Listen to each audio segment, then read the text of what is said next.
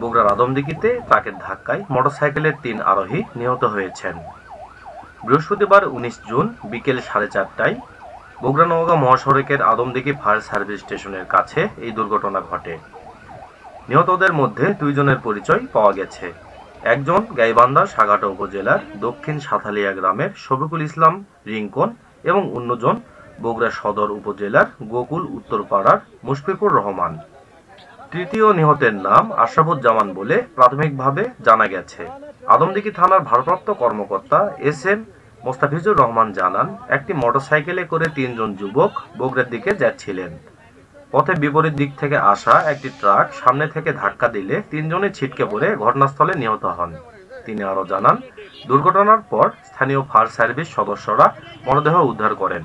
ট্রাকটি জব্দ করা হয়েছে, তবে চালক ও সহকারী পালিয়ে গেছেন। এ ঘটনায় আইনগত ব্যবস্থা নেওয়া হচ্ছে।